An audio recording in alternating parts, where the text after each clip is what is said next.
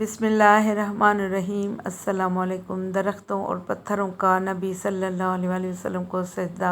عیسائی عالم کا بیان۔ سردار ابو طالب قریش کے ساتھ ملک شام کے تجارتی سفر پر تھے۔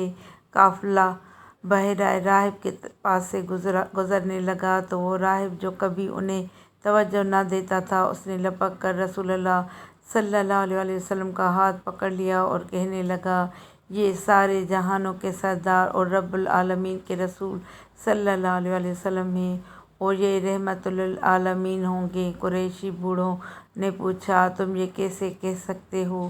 راہب نے بتایا، تم لوگ جب اس ٹیلے سے اترے تو کوئی درخت اور پتھر ایسا نہیں تھا جو سجدے میں نہ گر پڑا ہو، اور یہ صرف نبی صلی اللہ علیہ وسلم کو سجدہ کرتے ہیں، اور میں انہیں مہر نبوت سے بھی پہچانتا ہوں جو شانہ کی ہڈی کے سرے کے نیچے سیب کی مانند ہے۔ صلو علی الحبیب صلی اللہ تعالیٰ علی محمد صلی اللہ علیہ وسلم۔